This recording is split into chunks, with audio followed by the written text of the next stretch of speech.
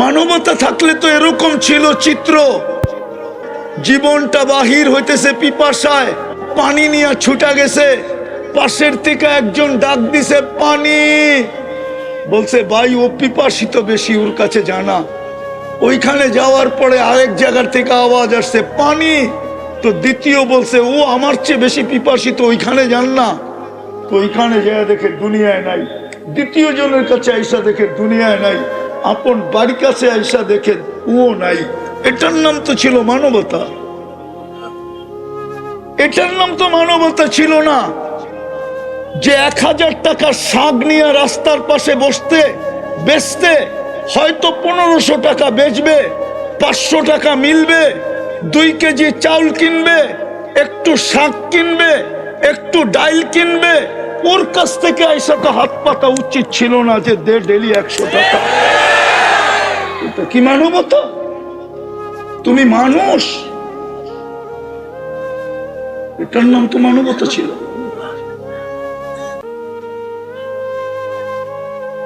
রাগ হয়ে যাবেন বলবো, আমার সমাজ তো দেখি রাস্তাঘাটে পোস্টার দেখলে দেখি সমাজ সেবকের অভাব নাই, ঠিক না?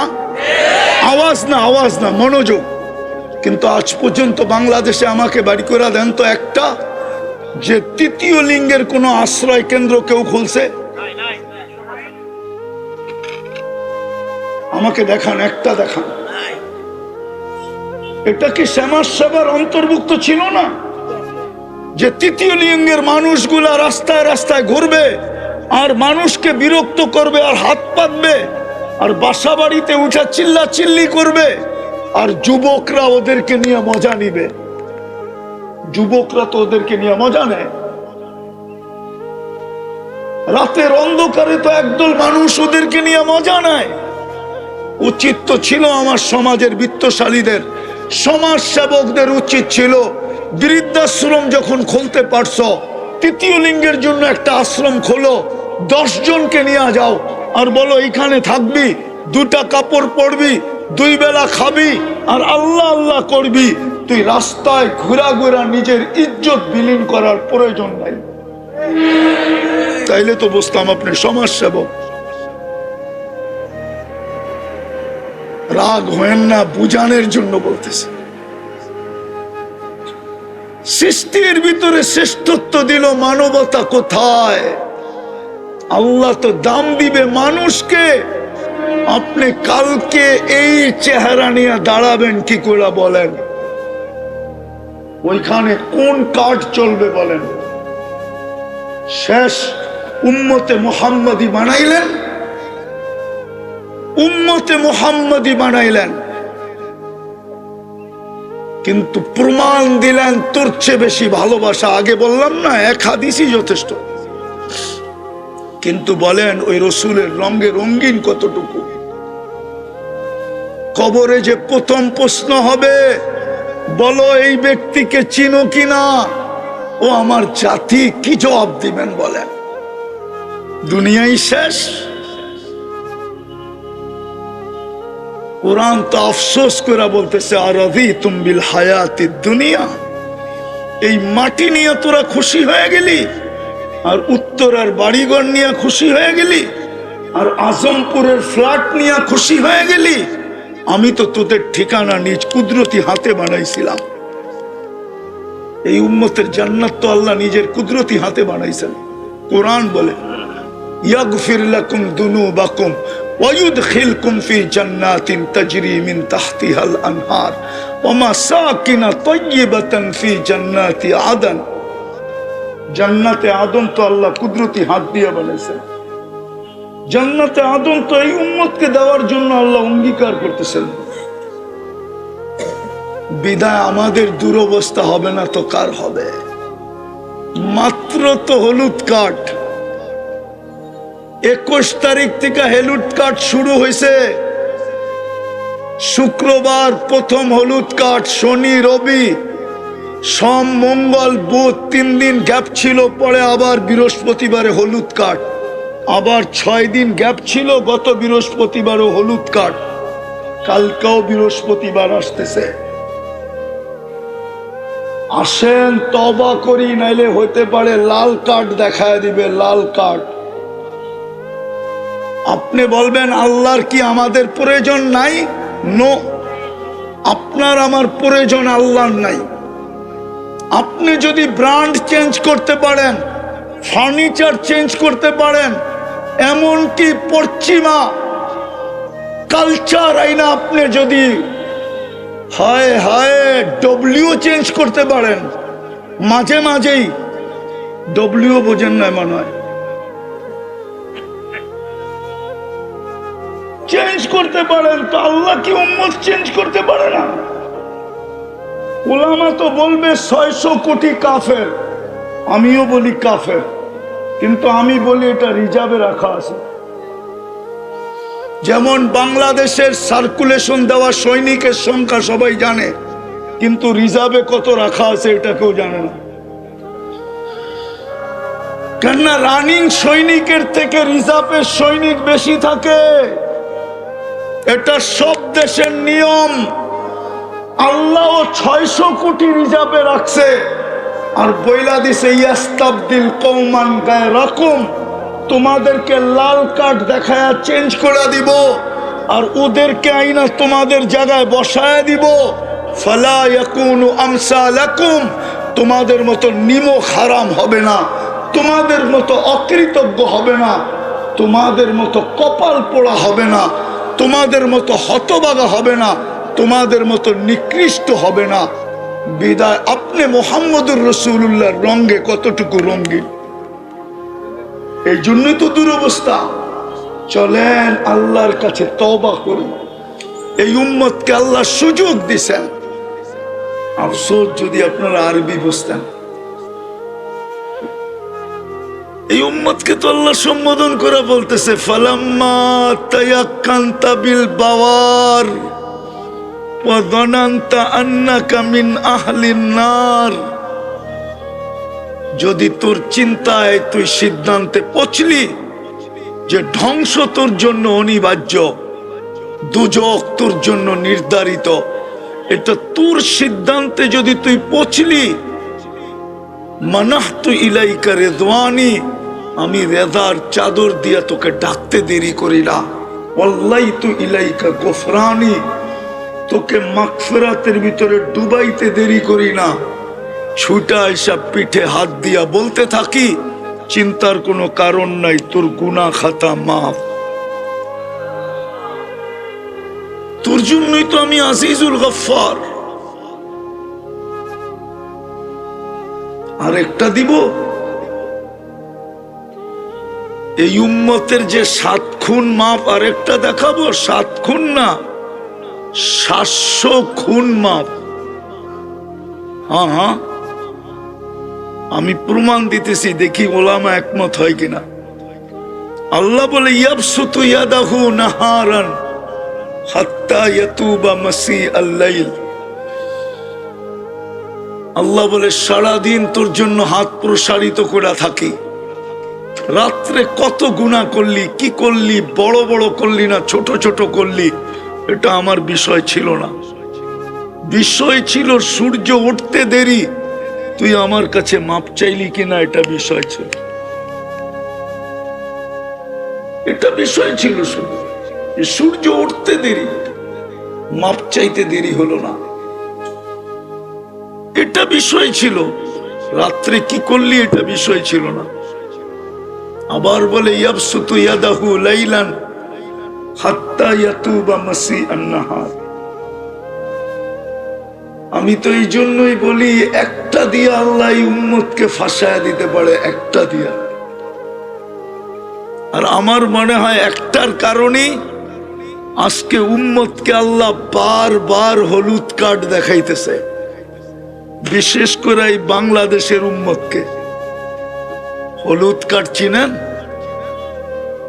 গ্রিন কার্ড হাতে দিয়ে তো জন্ম দিছিলেন যে উম্মতে মুহাম্মাদি তুমি, গ্রিন কার্ড তোমার হাতে।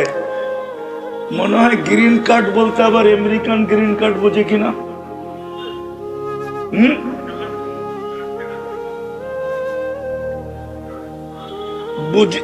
আমেরিকান গ্রিন কার্ড বোঝে কিনা, কেননা উত্তরের মানুষ তো আবার বুঝলেও বুঝতে পারে, ঠিক না? আল্লাহ তো আমাদেরকে গ্রিন কার্ড দিয়ে উম্মতে মুহাম্মাদি বানাইছিলেন, যে এই কার্ডটা সাথে রাখিস, যেখানে দেখাবি ওকে। মালাকুল মউতকে দেখাইলো ওকে, কবরে দেখাইলো ওকে, কিয়ামতের মাঠে দেখাইলো ওকে, যেখানে দেখাবি ওকে। হুজুররা মনে হয় মানতে চাবে না। একটা দলিল দিমু বুখারীর থেকে। এই জন্যই মনে হয় ইমাম বুখারী রহমতুল্লাহ আলাইহি বলতে চাইতেছেন যে কবরের প্রথম প্রশ্ন মান রব্বুকা না। কবরের প্রথম প্রশ্ন মান রব্বুকা না। উনার সাথে ইমাম মুসলিম রহমতুল্লাহ আলাইহি সুরে সুর মিলাইছেন, বলছেন কবরের প্রথম প্রশ্ন মান রব্বুকা না। কবরের প্রশ্ন তিনটা, কিন্তু প্রথমটা মান রব্বুকা না। উনি বুখারী শরীফে নিয়ে আসছেন 1264 নম্বর হাদিস, কিতাবুল জানায়েজ 5 নম্বর পারায় এই হাদিস নিয়ে আসছেন যে কবরে প্রথম জিজ্ঞাসা করা হবে মা কুনতা তাকুলু ফি হাদার রাজুলি মুহাম্মাদিন। বলো, তোমাকে যে গ্রিন কার্ড দিয়া বানাইছিলাম উম্মতে মুহাম্মাদি, ওই গ্রিন কার্ডটা আছে কিনা বলো। ওনার রঙে তুমি রঙিন কিনা বলো।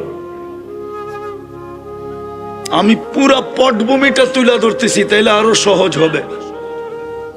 ইমাম বুখারী রহমতুল্লাহ আলাইহি বাব বানছেন, বাব অধ্যায় নিয়ে আসছেন যে মৃত্যু ব্যক্তিকে দাফন করার পরে আত্মীয় স্বজন যখন ফিরতে থাকে, তখন মৃত্যু ব্যক্তি ওদের ফিরার জুতার আওয়াজ শুনতে পায় যে আমাকে রেখা চলে যেতেছে। তখনই দুই ফেরেশতা আসে আর মৃত্যু ব্যক্তিকে বসায়া জিজ্ঞাসা করে মা কুনতা তাকুলু ফি হাদার রাজুলি মুহাম্মাদিন, বল তোর কাছে গ্রিন কার্ড আছে কিনা, তুই মুহাম্মদুর রাসূলুল্লাহর রঙে রঙিন কিনা বল। আগে এটা প্রমাণ কর, পরেরটা পরে দেখা যাবে। প্রথম প্রমাণ করতে হবে মুহাম্মদুর রাসূলুল্লাহর রঙে রঙিন কিনা। এই জন্যই আমি বলতে শুরু করছিলাম যে মানুষ হিসাবে সৃষ্টির ভিতরে শ্রেষ্ঠত্ব দিছেন, আর মানুষের ভিতরে আমাদেরকে উম্মতে মুহাম্মদী হিসাবে শ্রেষ্ঠত্ব দিছেন। এই উম্মতের তো দুর্দশার হওয়ার কথা ছিল না। পেটে যখন বাচ্ছিল না তখনই তো দুর্দশা ছিল না। বর্তমানে যতটুকু দুর্দশার শিকার এই উম্মত, পেটে যখন বাচ্ছিল না তখনও এতটুকু দুর্দশার শিকার ছিল না। পরনে যখন কাপড় ছিল না তখনও এতটুকু দুর্দশার শিকার ছিল না। এক কাপড়ে যখন স্বামী স্ত্রীর জীবন চলতেছিল তখনও এতটুকু দুর্দশার শিকার এই উম্মত ছিল না। কসম খোদার, তখনও একজনে হাত উঠাইলে ফেরেশতা চলে আসতো, একজনে হাত উঠাইলে। আজকে 250 কোটি হাত উঠায় বসে আছে, ফেরেশতার কোনো চিহ্ন দেখা যায় না। যদি চিহ্ন দেখা যেত, হাদিস থেকে যতটুকুই তেলাওয়াত করলাম, আশা রাখি একই সামনে রেখে কিছু কথা রাখবো। সাথে সাথে সকলের কাছে অনুরোধ, যতটুকু শুনবো, যতক্ষণ শুনবো, পরিপূর্ণ মনোযোগ দিয়ে শুনবো। কেননা তফসিরুল কোরআন মাহফিল, কোরআন শব্দটা এখানে সংযুক্ত আছে। এই জন্যই কোরআন শোনার ব্যাপারে আল্লাহর ঘোষণা হলো ইদা কুরিয়াল কোরআন ফাস্তামিউ। যখন কোরআন বা কোরআনী কথা শোনো তো পরিপূর্ণ মনোযোগ দিয়ে শোনো, বিন্দুও যেন কম না হয়, পরিপূর্ণই এটার মাত্রা। ওষুধের যেরকম মাত্রা আছে, পাওয়ার আছে, ঠিক কোরআন শোনার আল্লাহর পক্ষ থেকে নির্ধারিত পদ্ধতি হলো মনোযোগ দিয়া শোনো। দ্বিতীয় আল্লাহর নিয়ম হলো, আল্লাহর অনুরোধ, আল্লাহর হুকুম হলো আনসিতু, পরিবেশটাকে বিলকুল নীরব রেখা শোনো। কেননা তফসিরুল কোরআন মাহফিল, কোরআন শব্দটা এখানে যুক্ত আছে। এই জন্য কোরআন শোনার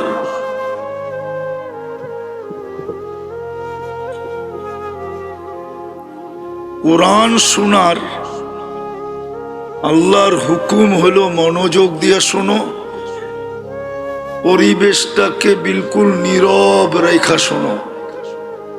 কি রাজি? তাইলে কথা শুরু করা যায়। আর যদি হট্টগোল করবেন, মনোযোগ দিবেন না, হ্যাঁ, এটারও স্বাধীনতা আপনার আছে। কেননা মানুষকে আল্লাহ ইচ্ছা স্বাধীনতা দিছেন, কোন সৃষ্টিকে ইচ্ছা স্বাধীনতা দেন নাই। যদিও সমগ্র সৃষ্টির সামনে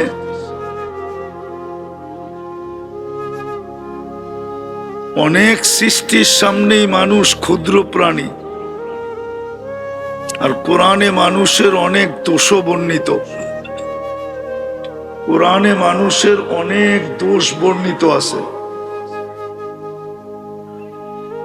জন্ম তথ্য থেকে নিয়া,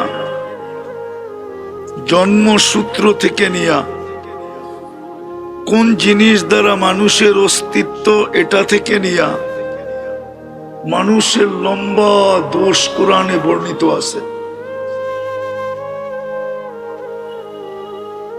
একটা দেখাই, মানুষ বিদ্ঘুটে দুর্গন্ধময় নিকৃষ্ট পানির তৈরি, মিম্মা ইম্মাহীন। কোন সৃষ্টিকে আল্লাহ এই ঘোষণা দেন নাই যে আমি তোমাকে নিকৃষ্ট জিনিস থেকে তৈরি করছি।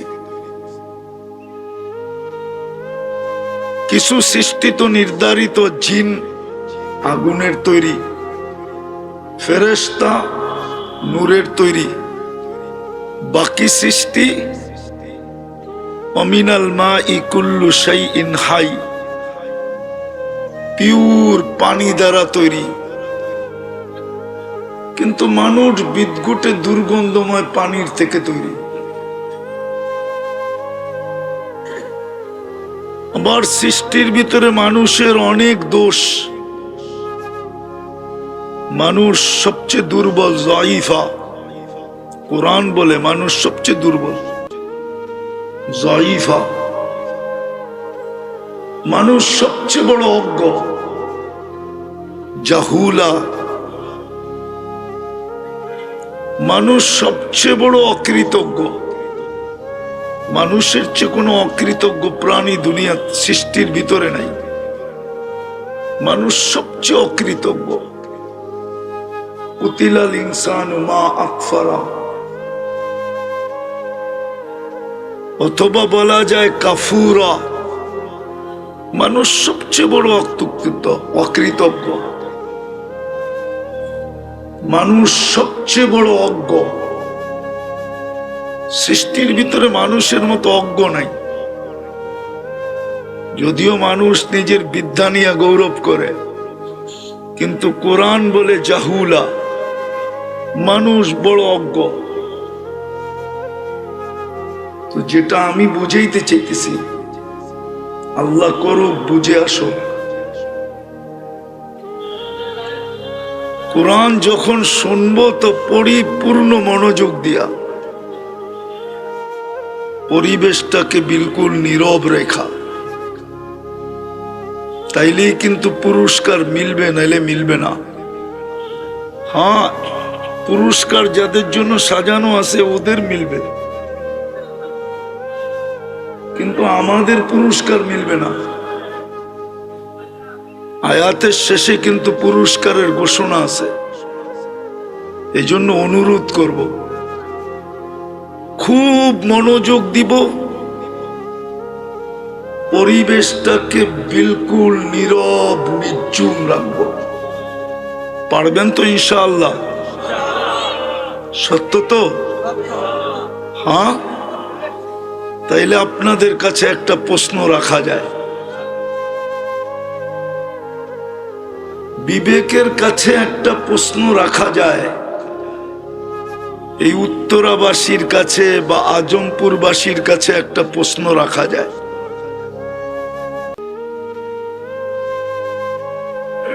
সেটা হলো, সৃষ্টির ভিতরে তো আল্লাহ আমাদেরকে শ্রেষ্ঠত্ব দিলেন মানুষ হিসাবে, আবার মানুষের ভিতরেও আমাদেরকে শ্রেষ্ঠত্ব দিলেন উম্মতে মুহাম্মদী হিসাবে। আমরা সৃষ্টির ভিতরে দুই দিক দিয়ে কিন্তু শ্রেষ্ঠ। এক তো হলো মানুষ হিসাবে সৃষ্টির ভিতরে আমরা সবচেয়ে শ্রেষ্ঠ। ওয়ালাকাদ কাররামনা বনি আদম, আমাদের চেয়ে শ্রেষ্ঠ কেউ নাই। যদিও যুক্তি বলে না, যুক্তি বলে মানুষ শ্রেষ্ঠ হবে কেন? একটু আগেই তো বললাম, মানুষ সবচেয়ে বিটগুটে দুর্গন্ধময় পানি দ্বারা তৈরি, এটা কেন শ্রেষ্ঠ হবে? শ্রেষ্ঠ তো হওয়ার কথা ছিল নূরের তৈরি, যেটা ওইটা শ্রেষ্ঠ হবে। ফেরেশতা নূরের তৈরি, যুক্তি এটাই বলে। যুক্তি কিন্তু এটাই বলে যে শ্রেষ্ঠ হবে নূরের তৈরি, যেটা সেটা শ্রেষ্ঠ হবে। মানুষ কেন শ্রেষ্ঠ হবে? দ্বিতীয় শ্রেষ্ঠ হওয়ার যোগ্য ছিল যারা আগুনের তৈরি। এই জন্যই তো ও যুক্তিকে কাজে লাগায় বলছিল, আনা খায়রুম মিনহু, আমি মানুষের চেয়ে উত্তম।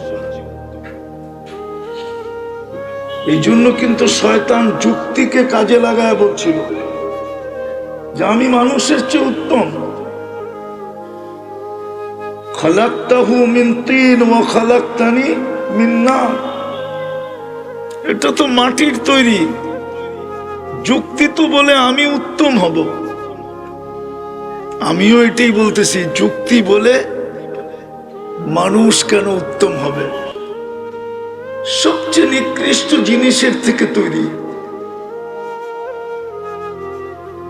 উত্তম তো হওয়ার উচিত ছিল নূরের তৈরি, ভালো মতে, কিন্তু নাইলে পরের কথা বুঝে আসবে না।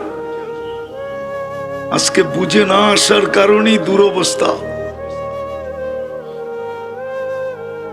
বুঝে না আসার কারণেই এই উম্মতের দুরবস্থা। সমস্ত উম্মতের যদি দুরবস্থা হতো তাইলে এটা মাইনা নেওয়া যেত, কিন্তু এই উম্মতের দুরবস্থা কোনো যোগ বিয়োগে মিলে না, মাইনা নেওয়া যায় না। এই উম্মতের দুরবস্থা হবে কেন? যদি অ্যানালাইসিস করি, তাইলে চিন্তা করি, তাইলে এই উম্মতের দুরবস্থা হওয়ার কোনো সুযোগই ছিল না। কিন্তু এই উম্মত আজকে যে দুরবস্থার শিকার, 250 কোটি হওয়া সত্ত্বেও, 250 কোটি হওয়া সত্ত্বেও, 250 কোটি হওয়া সত্ত্বেও যেই দুরবস্থার শিকার, ইতিহাস তালাশ করলে দেখা যায় এরকম দুরবস্থার শিকার এই উম্মত কখনো ছিল না, কখনো ছিল না।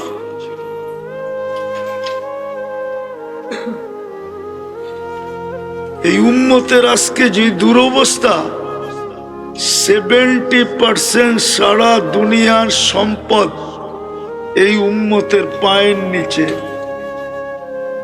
জানি না হুজুররা মানবে কিনা। 70% দুনিয়ার সম্পদ এই উম্মতের পায়ের নিচে।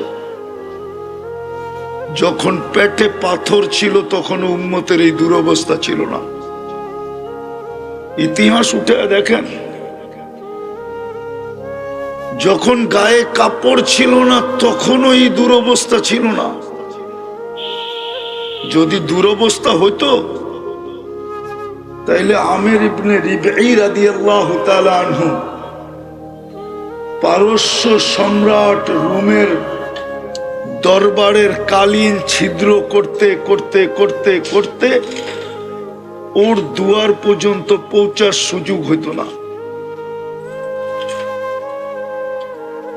ও জানতো যে দুরবস্থার শিকার না। সোয়া নেওয়াটাই আমার জন্য বুদ্ধিমানের কাজ হবে।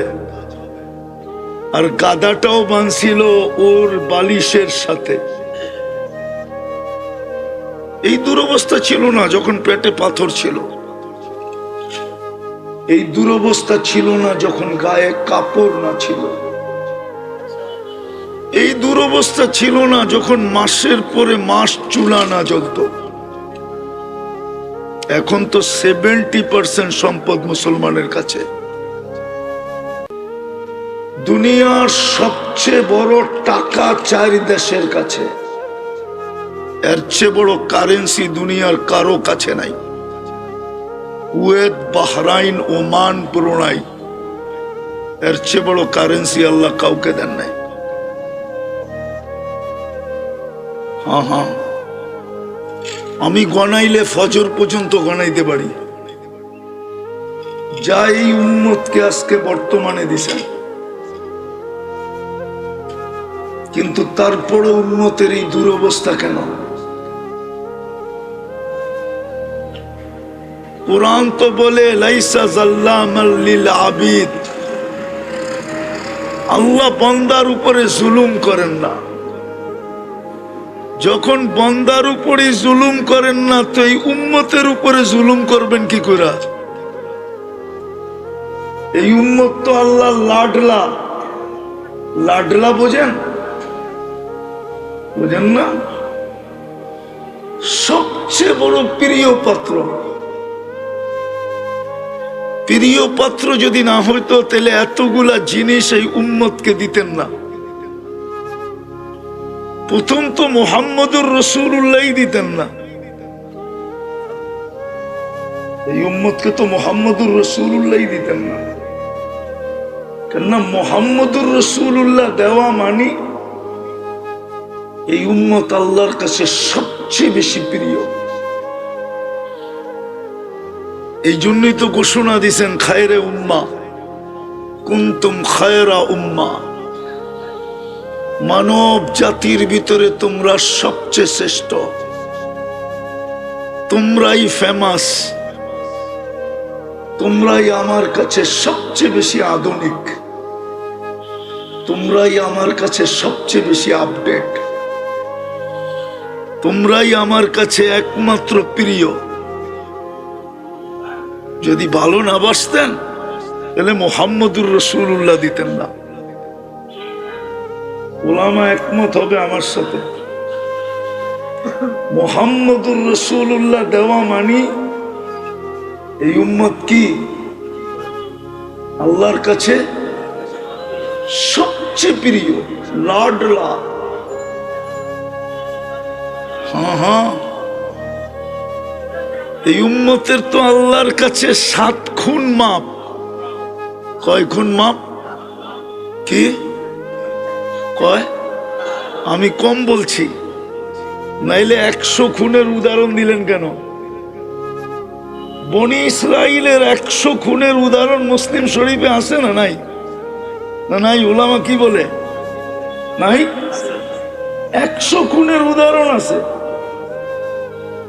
আচ্ছা, বনি ইসরাইলের 100 খুনের আসামিকে যদি মাফ করতে পারেন 2 কদম দিয়া, তাইলে তো এই উম্মতের হাজারো খুন আল্লাহ মাফ করতে পারেন কদম ছাড়া। ওইখানে তো কদম চলছে, এখানে কদম ছাড়াই মাফ করতে পারেন। হাদিসে কুদসি দিব? আচ্ছা একটা দেই, ঠিক না? আল্লাহ তো বলে ফালাম্মা তায়াক্কানতা বিল বাওয়ার ওয়া যানানতা আন্নাকা মিন আহলিন নার মানাহতু ইলাইকা রিদওয়ানি ওয়াল্লাইতু ইলাইকা গফরানি ওয়া কুলতু লাকা লা তাহজান গফারতু লাকা যুনুবা ওয়াল আওসার ওয়া লিআজলিকা সাম্মাইতু নাফসি আল আজিজুল গফফার। যেখানে আল্লাহ সম্মেলন করেন, আল্লাহ আরশে নেওয়ার দরকার ছিল, বাইতুল্লাহর থেকে নিয়ে যেতেন। নবীদের সম্মিলন আপনার সবচেয়ে উত্তম ঘরে বাইতুল্লাহ করতেন। মেরাজের রাত্রে তো ১৬ লক্ষ নবীদের সম্মেলন ছিল বাইতুল মুকাদ্দাসে, সশরীরে, রুহানি না। উলামা একমত হবে ইনশাআল্লাহ, আশা করি। সশরীরে ১৬ লক্ষ নবীদের সম্মেলন, মুহাম্মদুর রাসূলুল্লাহ ইমাম। ওই দিনের সবচেয়ে বড় বক্তা, প্রধান বক্তা মুহাম্মদুর রাসূলুল্লাহ সাল্লাল্লাহু আলাইহি ওয়াসাল্লাম। ওই জমিনে ২ বছর যুদ্ধ হয় কি করে? তারপরও ওদের সাথে, হ্যাঁ, ওদের সাথে যুদ্ধ হয়। ৩২ বার আল্লাহর কাছে যাদের ব্যাপারে আমরা আশ্রয় প্রার্থনা করি, গায়রিল মাগদুব, ওদের সাথে যুদ্ধ। কমসে কম ৩২ রাকাতে তো ৩২ বার বলি গায়রিল মাগদুব, ওদের সাথে যুদ্ধ হয় কি করে? কিন্তু হবে না তো হবে না কেন? এটাই বুঝাইতে চাইতেছি, হবে না তো হবে না কেন? কি কারণে হবে না? এই প্রশ্নটাই আপনাদের সামনে রাখতে চাইতেছিলাম, যে হবে না তো হবে না কেন? সৃষ্টির ভিতরে আমাকে মানুষ হিসাবে শ্রেষ্ঠত্ব দিল, মানব জাতির ভিতরে আমাকে উম্মতে মুহাম্মদী হিসাবে শ্রেষ্ঠত্ব দিলেন। শুধু শ্রেষ্ঠত্ব দিলেন না, আবার শ্রেষ্ঠত্বের প্রমাণও দিলেন। প্রমাণ স্বরূপ আমি বলতেছিলাম, মুহাম্মদুর রাসূলুল্লাহ সর্বপ্রথম প্রমাণ। আপনি মুহাম্মদুর রাসূলুল্লাহ পাইছেন। যদি মুহাম্মদুর রাসূলুল্লাহ প্রমাণ না হইতো, তাহলে আমি কিতাব থেকে একটা প্রমাণ দিতেছি। যদি মুহাম্মদুর রাসূলুল্লাহ সাল্লাল্লাহু আলাইহি ওয়াসাল্লাম আমার কথার প্রমাণ না হইতো, তাহলে আমি কিতাব থেকে একটা প্রমাণ দিতেছি। কিতাব থেকে দিতেছি, বাদায়া নেহায়া লেখা আছে, ওইখানে লেখা না থাকলে আমি বলতাম না যে দানিয়াল আলাইহিস সালাম শুধু এই উম্মতের হাতের মাধ্যমে কাফন দাফন পাওয়ার জন্য ২৫০০ বৎসর অপেক্ষা করছেন। মৃত্যুর পরে ওনার দোয়া ছিল, আল্লাহ মৃত্যুর পরে যেন আমাকে সুরক্ষিত রাখা হয়। উম্মতে মুহাম্মাদি যেদিন আসবে, এদের হাতের মাধ্যমে যেন আমাকে কাফন দাফন করা হয়। কেননা আমি এই ফজিলতটুকু পাইতে চাই। কেননা উম্মতের মুহাম্মদের ফজিলত, মুহাম্মদুর রাসূলুল্লাহর উম্মতের ফজিলত যতটুকু আমি জানছি, আপনি আমাকে জানাইছেন, বিদায় আমার মন বলে আমি ওদের হাতের ছোঁয়া চাই। আর কোরআনও এই কথা সাক্ষী দেয়, মাসালুহুম ফিত তাওরাত ওয়া মাসালুহুম ফিল ইনজিল। আমাদের প্রশংসায় তাওরাত ভরা ছিল, ইনজিল ভরা ছিল, জবুর ভরা ছিল। আসমানি কোনো কিতাব নাই যেটার ভিতরে আমাদের আলোচনা না ছিল। কোন নবী রসুল এরকম আসেন নাই যাদের মুখে আমাদের আলোচনা না ছিল। আদম আলাইহিস সালাম থেকে নিয়ে ঈসা আলাইহিস সালাম পর্যন্ত আমাদের আলোচনাই আলোচনা ছিল। যদি আমাদের আলোচনা না থাকবে তো ঈসা আলাইহিস সালাম কেন দোয়া করলেন যে আল্লাহ আমাকে উম্মতে মুহাম্মদী বানায় পাঠায়েন? আল্লাহ কেন কবুল করলেন? উনি কেন আসবেন? উনি দাজ্জালকে কেন হত্যা করবেন? কিন্তু যেদিন আসবেন উনি ইমামতি তো করবেন না, ইমামতি তো করবেন মাহদী আলাইহিস সালাম। উনি বলবেন ইমামতি করার অধিকার আমার নাই, এখন পর্যন্ত নাই যতক্ষণ আপনি বেঁচে আছেন। কেন আপনি উম্মতের ইমাম, আমি উম্মতের একজন ব্যক্তি। আপনার পরে যখন ইমামতি আমার কাছে আসবে তখন আমি ইমামতি করব, কিন্তু আজকে তো আপনি ইমাম। তো শ্রেষ্ঠত্বের প্রমাণ হলো মুহাম্মদুর রাসূলুল্লাহ। খোলার সময় আমার কাছে নাই, নাহলে এটাকে অনেক খোলা যায়। দ্বিতীয় প্রমাণ হলো কোরআন। কি কি কি কি? কোরআন কালামুল্লাহ, কোরআন না কালামুল্লাহ। আল্লাহ নিজের কালাম দিয়া দিছেন,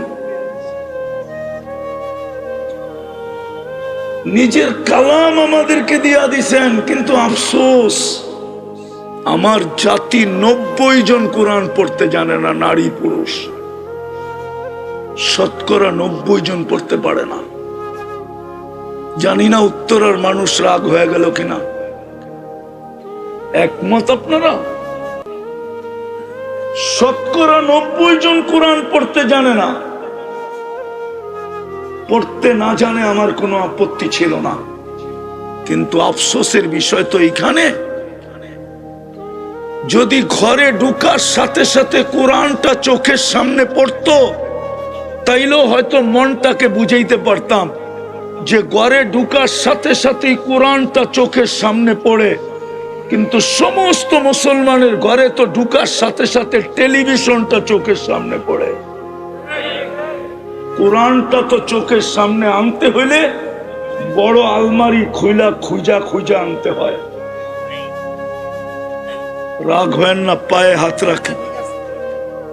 টেলিভিশনটা তো সামনে পড়ে, চোখের সামনে। কোরআনটা তো চোখের সামনে পড়ে না। ঘরে ঢুকার সাথে সাথে কোরআনটা চোখের সামনে পড়ে না। উচিত ছিল ঘরে ঢুকার সাথে সাথে যেন কোরআনটা সামনে পড়ে, এমন জায়গায় কোরআনটাকে রাখা উচিত ছিল। কমসে কম কোরআন দেখা হইল কোরআনের কিছু না কিছু মহত্ব, গুরুত্ব, বরত্ব, সম্মান, এটার ছোঁয়া হইল আমার দিলে লাগতো। কিন্তু আফসোস, টেলিভিশনটা চোখে পড়ে ঘরে ঢুকার সাথে সাথে, বেডরুমে ঢুকার সাথে সাথে টেলিভিশনটা চোখে পড়ে, কোরআনটা পড়ে না। রাগ হবেন না। আরেকটা বলবো, কোরআন 90% কোরআন পড়তে জানে না, কিন্তু কোনো আপত্তি ছিল না যদি ডেলি কোরআনটাকে নিয়ে একবার চুমা দিত। শুধু চুমা দিয়া বলতো বুকে লাগায়, মালিক তোর কালাম। পড়তে পারি না, ভালো তো বাসতে পারি। পড়তে তো পারি না, ভালো তো বাসতে পারি, কিন্তু আমার জাতি তো কোরআন বৎসরের পর বৎসর ছুঁয়া দেখে না। এই মজমায় পাওয়া যাবে কবে কোরআন ছুঁয়া দেখছে বলতে পারবে না। নাই এই মজমায় কেউ? আমি হাত উঠাইতে বলবো না, আছে তো? হ্যাঁ, যুবকরাও বলতে পারবে না ওরা কবে কোরআন হাত লাগায় দেখছে, ছুঁয়া দেখছে, বলতে পারবে না। অথচ আপনারা বললে হাসবেন, ওরাও হাসবে। সবাই বলবে হুজুর হাস্যকর কথা বলল। ওরা ডেলি 2, 4, 10 বার মোবাইল টাচ করে চুমা দেয়। জিগান দেয় না? না দেয়? সত্য তো?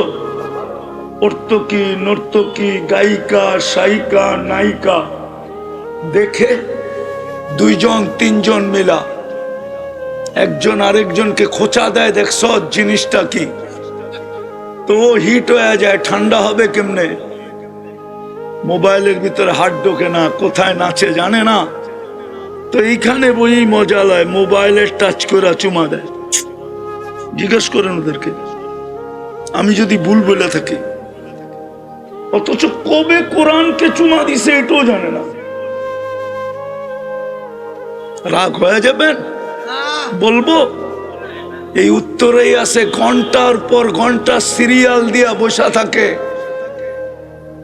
ডাক্তারের কাছে, আর মোটা মোটা ভিজিট দেয়, মোটা মোটা। কেননা উত্তরার ডাক্তারদের ভিজিট আর ওই কমলাপুর সমলাপুরের ডাক্তারের ভিজিট তো এক না, ঠিক না? তো লম্বা লম্বা ভিজিটও দেয়, 4-4-5-5 ঘন্টা বসেও থাকে, কিন্তু একজনও হবে না এখানে যে কোরআনটাকে চাইপানিয়া বলছে, মালিক শুনছি কোরআনের ভিতরে শেফা রাখা আছে, তুই কোরআন নাকি শেফা হিসাবে নাজেল করছিস। ও মালিক, আমার শেফার দরকার, তোমার কালাম শেফা দিয়া করবে তো করবে কি, আমার শেফার দরকার। আমি বুকে চেপা ধরলাম, ওই পর্যন্ত ছাড়বো না যতক্ষণ পর্যন্ত তোমার কোরআনের শেফা আমার ভিতরে না যাবে। বলেন এখানে কেউ আজ পর্যন্ত বুকে চেপা ধরছে? আমারটা অযৌক্তিক হইলে বলেন আপনার জুতা আমার গাল, যদি অযৌক্তিক হয়। কোরআনকে তো চেপা ধরে না। কসম আপনি চাইপা মাস ভর চাইপা ধরেন, দের হয় আন্দের নিহি হয়, এটাই সত্য প্রবাদ বাক্য। 2 দিন দেরি হইতে পারে কিন্তু অন্ধকার হবে না। 10 দিন চাইপা ধরে দেখেন না, 20 দিন দেখেন না, 30 দিন দেখেন না, একদিন না একদিন কোরআনের শেফা আপনার বুক ফাইরা আপনার ভিতরে ঢুকবেই ঢুকবে, ঢুকবেই ঢুকবে, ঢুকবেই ঢুকবে। আর কোরআনই সত্য, নুনাজ্জিলু মিনাল কোরআনি মা হুয়া শিফা। আল্লাহ বলে এটা তো শেফার জন্য। এই জন্যই তো কোন আল্লাহওয়ালা লিখছিলেন, इलाज अगर हो सके कुरान और हदीस से, इलाज अगर हो सके कुरान और दुआ से, परहेज करो दवा से। যদি তুমি চিকিৎসা নিতে পারো কোরআন দ্বারা, কোরআনের কাছ থেকে যদি তুমি চিকিৎসা যদি তুমি আদায় করে নিতে পারো, আল্লাহর রসুলের দোয়ার থেকে যদি তুমি শেফা আদায় করে নিতে পারো, তাহলে দাওয়ার কাছে যাও না। একটা গবেষণা আপনাদেরকে শুনাইতেছি আমি, একটা গবেষণা শুনাইতেছি, জানি না আপনারা একমত হবেন কিনা। শোনাবো? হ্যাঁ। মুসলিম দুনিয়ায় বলেন তো বাংলাদেশে কয়টা মানসিক রোগীর হাসপাতাল? সবচেয়ে বড় হাসপাতাল কয়টা বাংলাদেশে? কয়টা? আরে বলেন না কয়টা? কয়টা? কয়শো কোটি মানুষ? কত কোটি মানুষ বাংলাদেশে? 18 কোটি মানুষের জন্য একটা পাগল হাসপাতাল, ঠিক না? হ্যাঁ। এখানে জানি না গ্রিন কার্ড হোল্ডার আছে কিনা। আছে কেউ গ্রিন কার্ড হোল্ডার? আমেরিকান কেউ নাই? ইউরোপেরও কেউ নাই? গেছে এরকম কেউ আছে? আমেরিকাতে যায় দেখেন প্রত্যেকটা শহরে কয়টা করে হাসপাতাল। মেন্টালিটি হাসপাতাল কয়টা? আমি প্রথম যখন অস্ট্রেলিয়ায় গেছি, প্রথম 2016-তে গেছি প্রথম, তারপরও গেছি অনেকবার, টানা গেছি 3-4 বছর। যাইতে হইতেছিল তাবলিগি কাজের কারণে। তো আমি যখন এয়ারপোর্ট থেকে বাহির হয়ে আমি জিজ্ঞাসা করছি যে তোমাদের এখানে মানসিক রোগীর হার কত? আপনি ফার্স্ট টাইম আসলেন, এটা জিজ্ঞাসা করলেন কেন? আমি বললাম আমি নামার পরে লোকগুলার অবস্থা দেখা আমার মনে হলো যদি আমার পড়া ভুল না হয়ে থাকে, এলমে কেহাফা যদি ভুল না হয়ে থাকে পড়া, তাইলে মনে হয় আমার ধারণা সঠিক হবে। আমার মনে হয় এখানে বড় পার্সেন্টেজের লোক মানসিক রোগী। তো বলতেছে 4 জনে 1 জন মানসিক রোগী। কয়জন? শতকরা 25 জন মানসিক রোগী, 25%। অস্ট্রেলিয়া। আমরা কম কেন জানেন? সারা দুনিয়ায় মানসিক রোগী কম কেন জানেন? মুসলিম দুনিয়ায় মানসিক রোগী কম কেন জানেন? কমসে কম শুক্রবার হইল আমরা গর্দান মাসা করি, উজুর ভিতরে গর্দানে পানি লাগে, পানি। আর 5 বেলা যারা করে উজু, ওরা 5 বেলায় গর্দানে পানি লাগায়। এই জন্য মুসলমানের ভিতরে মানসিক রোগী কম। এই রিচার্জ আমার না, আমেরিকান ডাক্তারের রিচার্জ, আমার না। নিবেন নাম ঠিকানা, নিবেন এই লিটারেচার আমার কাছ থেকে, কিন্তু দুনিয়াতে এটা মিডিয়ায় আসে নাই, আসবে না কোনোদিন। মিডিয়ায় আসবে না, মিডিয়ায় আসতেও দিবে না। যেমন আমি বলি রাগ হয়েন না, আমার সুশীলরা কি করে, আমার বুদ্ধিজীবীরা কি করে, আমার শিক্ষিতরা কি করে, আমাদের যুবক যুবতীর যৌবন মাটিতে মিশা যেতেছে, মাটিতে। আমার সমাজের সুশীলরা কি করে, আমার সমাজের শিক্ষিতরা কি করে, আমার সমাজের বুদ্ধিজীবীরা কোথায়, আমার সমাজের ডাক্তাররা কোথায়? ওরা কেন এই যুবকদেরকে বলে না ইন্টারনেট ওদের যৌবনকে মাটিতে মিশায়া দিতেছে? একদিন তো আসবে ওরা বাসর রাত্রে ক্যাচ আউট হয়ে যাবে, বাসর রাত্রে ওদের উইকেট পড়া যাবে। যদি বাসর রাত্র না পড়লো 2 বছর টিকবে, 2 বছর পরে শেষ।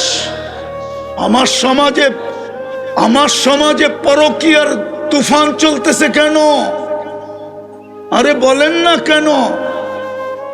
আমার মেয়েরা 20-তে বুড়ি হয়ে যেতেছে ইন্টারনেটের কারণে। আমার যুবকদের যৌবন শেষ হয়ে যেতেছে ইন্টারনেটের কারণে। মাদক নিয়ে আপনি চিৎকার দেন, মাদকের চেয়ে বেশি তো হলো ইন্টারনেট। ওরা আজে বাজে জিনিস যা সারাদিন দেখে ওদেরকে জিজ্ঞাসা করেন।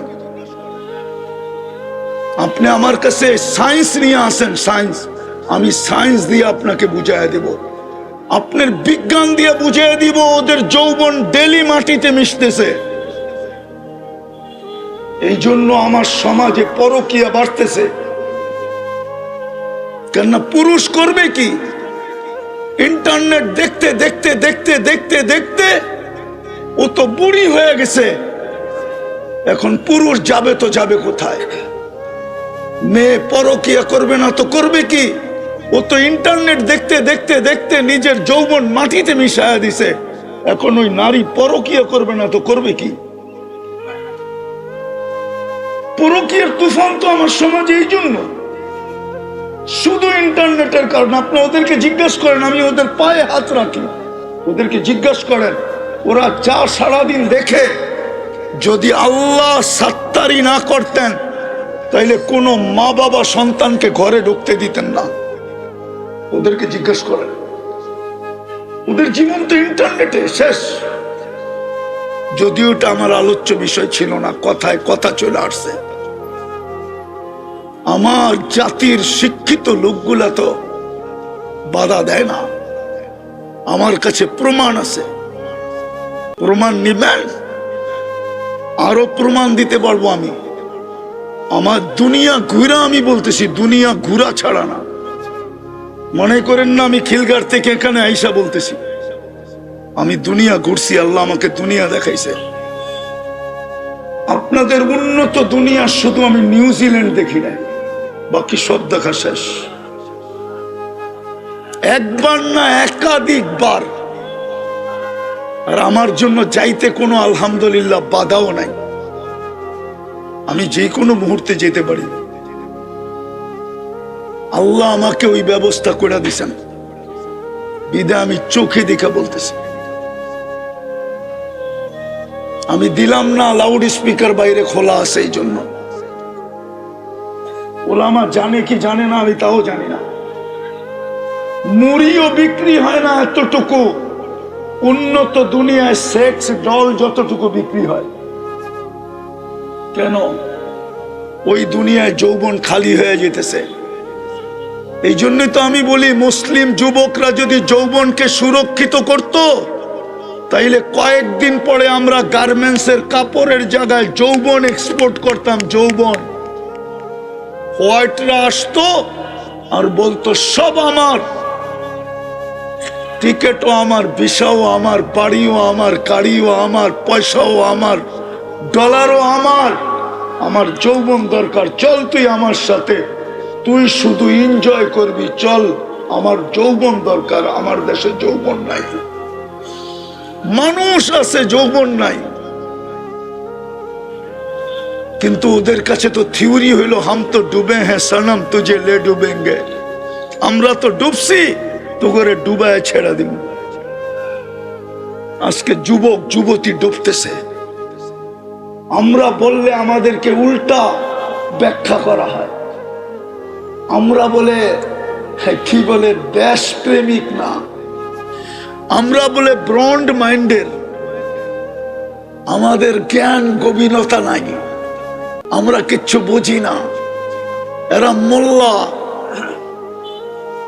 এই জন্যই আমাদেরকে কানে ধরে ঘুরাইতে সহজ হয়। ঠিক না? ঠিক না? কি বলেন? তো যেটা বুঝাইতেছিলাম, 2 নম্বর প্রমাণ ছিল যে আল্লাহ নিজের কালাম দিলেন, রসুল দিলেন, কালাম দিলেন। কিন্তু কালামকে তো ছুঁয়েও দেখি না, চুমা দিয়েও দেখি না, বুকে লাগায়ও দেখি না, বুকে লাগায়ও দেখি না। আরো শ্রেষ্ঠত্বের প্রমাণ দেওয়া যায়। ওলামাদের কাছে আমার প্রশ্ন, কোন উম্মতকে আল্লাহ এইভাবে মসজিদ বানাইতে দিছিলেন যেইভাবে আজকে আমরা মসজিদ বানাই? জুইলাত লিয়াল আরদু মসজিদা, কোন উম্মতের জন্য ঘোষণা ছিল কিনা? কোন উম্মত এইভাবে যেখানে খুশি সেখানে মসজিদ বানাইতে পারতো কিনা? পারতো না। এটাও আমাদের শ্রেষ্ঠত্বের প্রমাণ যে আল্লাহ পুরো জমিনকে আমাদের জন্য মসজিদ বানায় দিছে। সেজদা করতে দেরি, আমি তুলা নিতে দেরি করব না। কিন্তু আমি শেষ জায়গায় চলে আসছি। প্রশ্ন আপনাদের কাছে, বিবেকের কাছে, সৃষ্টির ভিতরে আমাকে মানুষ হিসাবে শ্রেষ্ঠত্ব দিলেন, বলেন আপনার আমার ভিতরে মানবতা কতটুকু? আল্লাহ তো মানুষকে মূল্যায়ন করবেন, জানোয়ারকে তো করবেন না। আপনি বলবেন আমি তো মানুষ হিসাবেই মরব, কিন্তু কোরআন তো বলে না। কোরআন তো বলে মানুষ হিসাবে জন্ম নিলেই মানুষ হয় না। যদি হইতো তাহলে হাতের বানানোটাকে কেন আল্লাহ জানোয়ার বলতেন? মানুষকে তো হাত দিয়ে তৈরি করছেন। সমগ্র সৃষ্টিকে তো আল্লাহ তৈরি করছেন 2 অক্ষর দিয়া। মানুষকে তো তৈরি করছেন কুদরতি হাত দিয়া। সমগ্র সৃষ্টিকে তো তড়িঘড়ি কমপ্লিট করছেন 6 দিনে। আপনাকে আমাকে তো কমপ্লিট করলেন 10 মাসে। আপনাকে কেন জানোয়ার বলবে? আরো 2-4টা দেখাবো। সৃষ্টির ভিতরে সবচেয়ে সৌন্দর্য দিল আপনাকে, পুরা ভান্ডারটা যেন সৌন্দর্যে লাগায় দিল আপনার উপরে। ওটাকে জানোয়ার বলবেন কেন? চার কসম খায়া ঘোষণা দিলেন সৃষ্টির ভিতরে সবচেয়ে সুন্দর গঠন তোর। তিন ওয়াসাইতুন ওয়া তুর সিনিন ওয়া হাদাল বালাদিল আমিন। চার কসম খাওয়ার পরে বললেন সবচেয়ে সুন্দর গঠন তোর।